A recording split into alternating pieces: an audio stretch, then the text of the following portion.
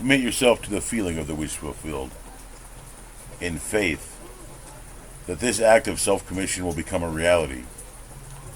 And it must become a reality because imagining creates reality. Imagination is both conservative and transformative. It is conservative when it builds its world from images supplied by memory and the evidence of the senses. It is creatively transformative when it imagines things as they ought to be, building its world out of the genius dreams of fancy. In the procession of images, the ones that take precedence naturally are those of the senses. Nevertheless, a present sense impression is only an image.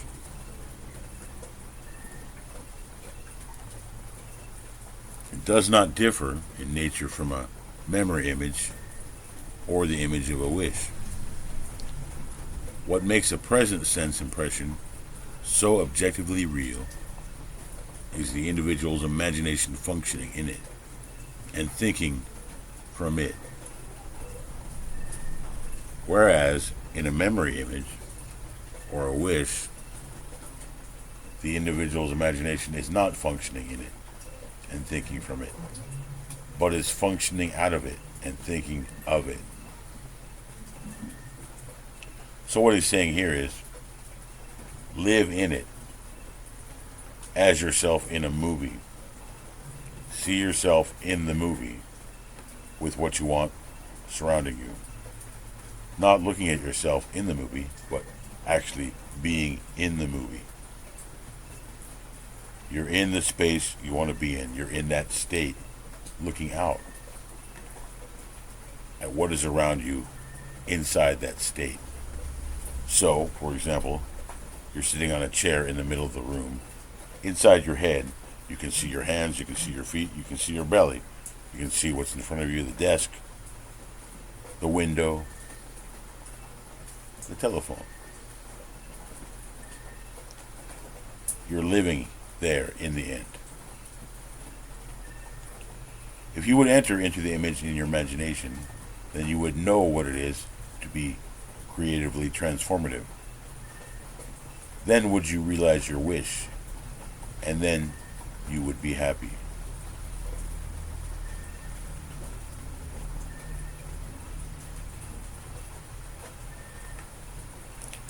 Every image can be embodied, but unless you yourself enter the image and think from it, think inside it, it is incapable of birth.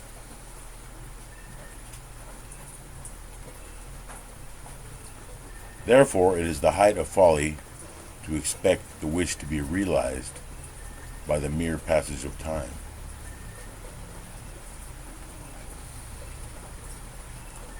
That which requires imaginative occupancy to produce its effect obviously cannot be effected without such occupancy.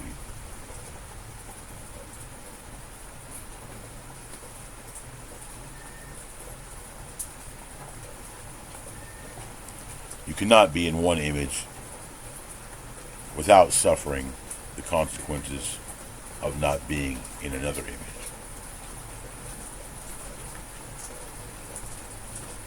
Imagination is spiritual sensation.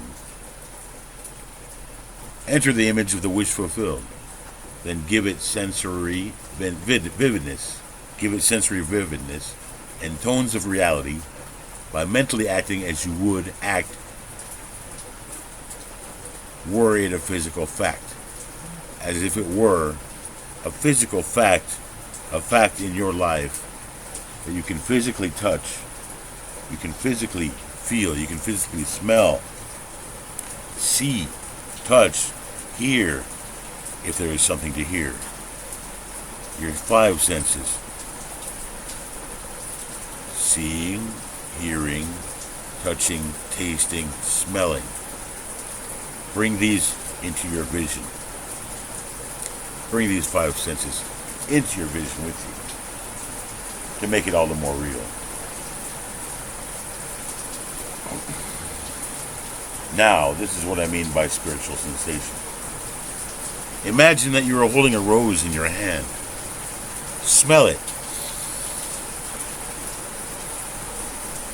Do you detect the odor of roses?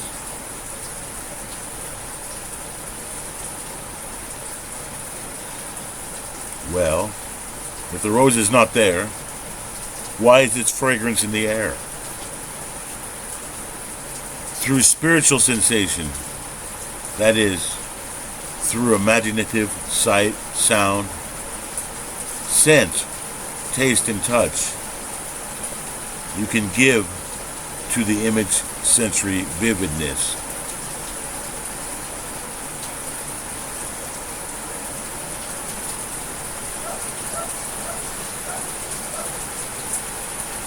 If you do all of this, all things will conspire to aid your harvesting. And upon reflection, you will see how subtle were the threads that led to your goal. Subtle threads leading to your goal.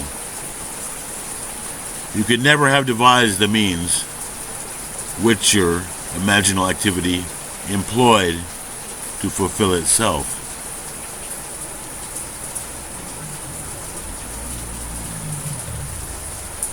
If you long to escape from your present sense fixation,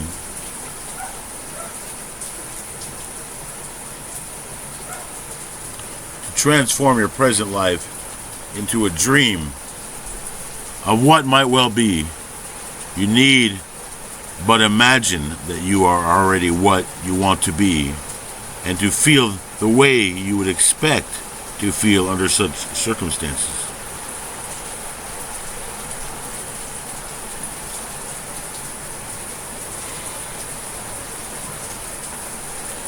Like the make-believe of a child who is remaking the world after its own heart. Create your world out of pure dreams of fancy. Mentally enter into your dream. Mentally do what you would actually do were it physically true. You will discover that dreams are realized not by the rich, but by the imaginative. Nothing stands between you and the fulfillment of your dreams but facts. And facts are the creation of imagining. If you change your imagining, you will change the facts. Man and his past are one continuous structure. This structure contains all of the facts which have been conserved and still operate below the threshold of his surface mind. For him it is merely history. For him it seems unalterable. A dead and firmly fixed past. But for itself, it is living. It is part of the living age. He cannot leave behind him the mistakes of the past, for nothing disappears. Everything that has been is still in existence. The past still exists.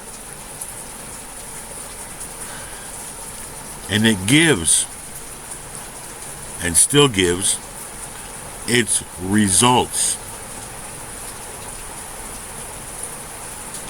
Man must go back in memory, seek for, and destroy the causes of evil, however far back they lie. This going into the past and replaying a scene of the past in imagination as it ought to have been played the first time, I call revision. And revision results in repeal. Changing your life means changing the past. The causes of any present evil are the unrevised scenes of the past. The causes of any present evil are the unrevised scenes of the past. The causes of any present evil are the unrevised scenes of the past. So revise your past. Revise your past. Get rid of the evil. Revise it. Change it into good. The past in the present form, the whole structure of man. They are carrying all of its contents with it. Any alteration of content will result in an alteration in the present and future. Live nobly so that man can store a past well worthy of recall. Should you fail to do so, remember, the first act of correction or cure is always to revise.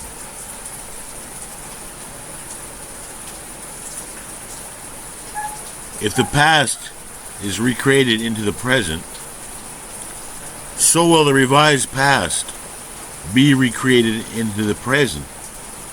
Or else the claim, although your sins are like scarlet, they shall be white as snow, is a lie. And it is no lie. The purpose of the story-to-story commentary that follows is to link up as briefly as possible the distinct but never disconnected themes of the 14 chapters, into which I have divided the first part of this book. It will serve, I hope, as a thread of coherent thought that binds the whole into proof of its claim, that imagining creates reality. To make such a claim is easily done. To prove it in the experience of others is far sterner. To stir you to use the law constructively in your own life, that is the aim of this book. My God, I heard this day that none doth build a stately habitation, but he that means to dwell therein. What house more stately hath there been, or can there be, than is man, to whose creation all things are in decay? George Herbert. I wish it were true of man's noble dreams, but unfortunately, perpetual construction, deferred occupancy, is the common fault of man. Why build a stately habitation unless you intend to dwell therein? Why build a dream house and not dwell inside of it, dwell therein? This is the secret of those who lie in bed awake, while they dream things true. They know how to live in their dream until, in fact, they do just that. Man, through the medium of a controlled waking dream, can predetermine his future. That imaginal activity of living in the feeling of the wish fulfilled leads man across a bridge of incident to the fulfillment of the dream. If we live in the dream, thinking from it and not of it, thinking inside of it and not thinking about it, thinking from inside the dream, as if it were a movie that you are the main character in. If we live in the dream, thinking from it and not of it, then the creative power of imagining will answer our adventurous fancy, and the wish fulfilled will break in upon us and take us unawares. Man is all imagination, therefore man must be where he is in imagination. For his imagination is himself. Man is all imagination, therefore man must be where he is in imagination. For his imagination is himself. To realize that imagination is not something tied to the senses or enclosed within the spatial boundary of the body is most important.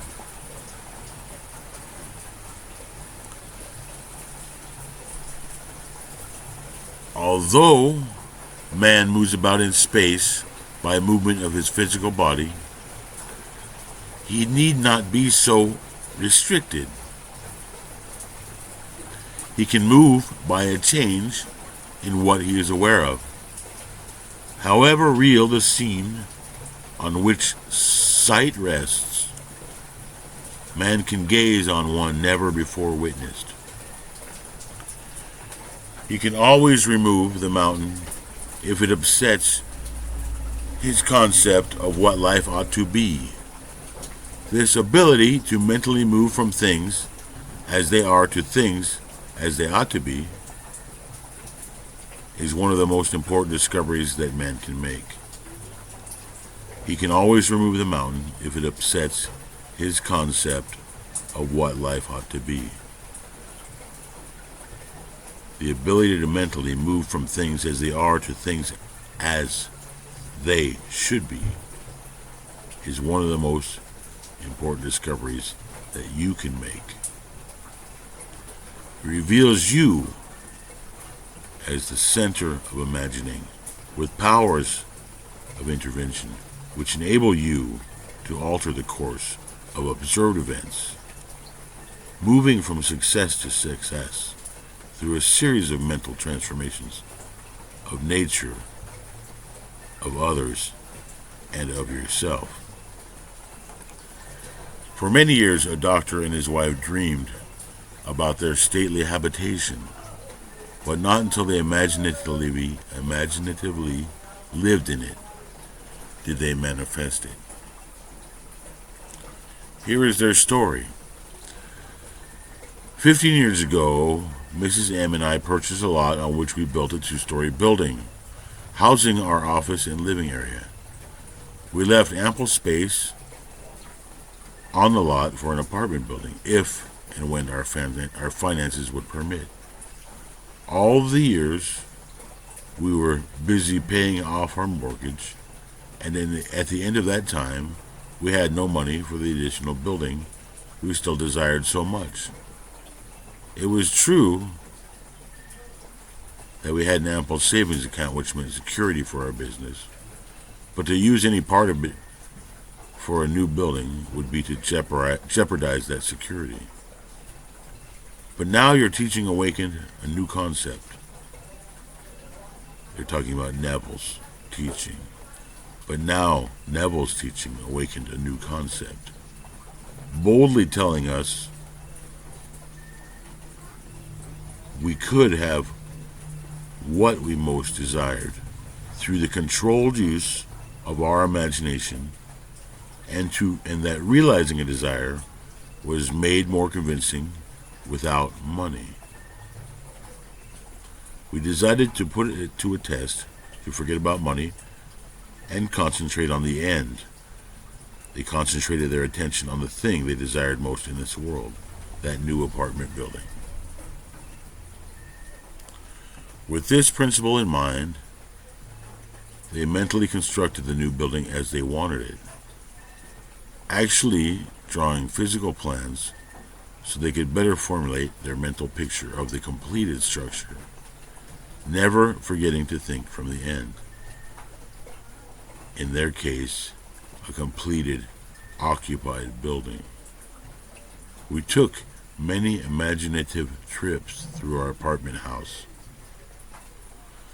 renting the units to imaginary tenants, quote, examining in detail every room and enjoying the feeling of pride as friends offered congratulations on the unique planning.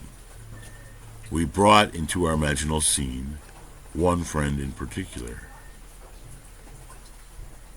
a lady we had not seen for some time, as she had given us up socially while leaving us a bit peculiar in our new way of thinking. In our imaginal scene, we took her through the building and asked how she liked it. Hearing her voice distinctly, we had her reply. They heard her reply. They imagined her reply as, "Doctor, I think it is beautiful." Asking her how she liked the building, she replied, "Doctor, I think it is beautiful." One day, while talking together of our building, my wife mentioned a contractor who had constructed several apartment houses in our neighborhood. We knew of him only by the name that appeared on signs adjacent to buildings under construction. But realizing that if we were living in the end, we would not be looking for a contractor, we promptly forgot this angle. Continuing these periods of daily imagining for several weeks, we both felt we were now fused with our desire and had been successfully living in the end.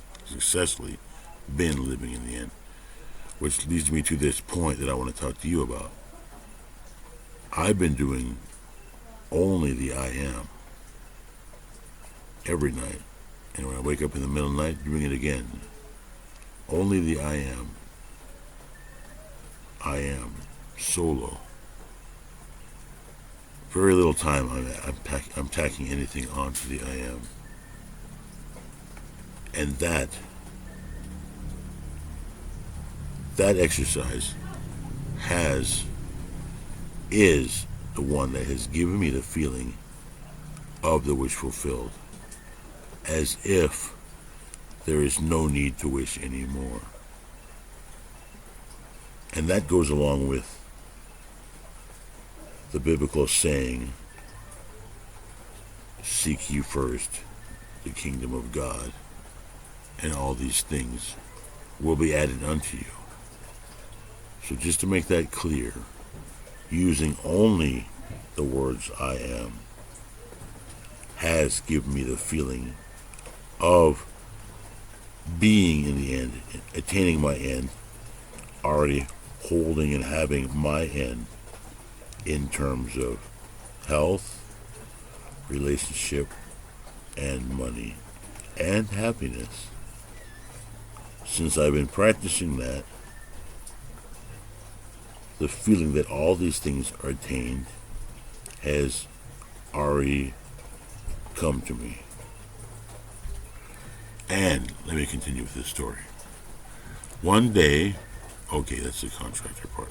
One day a stranger entered our office and identified himself as the contractor, whose name my wife had mentioned weeks before. In an apologetic manner, he said, "I don't know why I stopped here. I normally don't go to see people. Rather, people come to see me." He explained that he'd passed our office often and had wondered why there wasn't an apartment building on the corner lot. We assured him that we would like very much to have such a building there, but that we had no money to put into the project. Not even the few $100s it would take for the plans. Our negative response did not faze him, and seemingly compelled, he began to figure and devise ways and means to carry out the job, unasked and unencouraged by us. Forgetting the incident, we were quite startled when a few days later this man called, informing us that the plans were completed and that the proposed building would cost us $30,000. We thanked him politely and did absolutely nothing. We knew we had been living imaginatively in the end of a completed building, and that imagination would assemble the building perfectly without any outside assistance from us. So we were not surprised when the contractor called again the next day to say he had found a set of blueprints in his files that fit our needs perfectly with few alterations. This, we were informed, would save us the architect's fee for new plans. We thanked him again and still did nothing. Logical thinkers would insist that such negative response from prospective customers would completely end the matter. Instead, 2 days later, the contractor again called with the news that he had located a finance company willing to cover the necessary loan with the exception of a few $1,000s.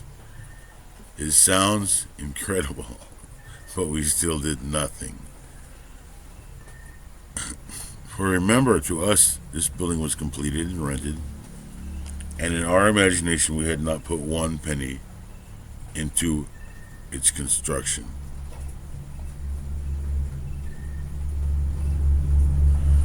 I'm sure you guys have heard this story before. I have, and I am going to stop this video now because I'm thirsty. So thanks for listening. I'll talk to you soon, and thanks for being here. Take care.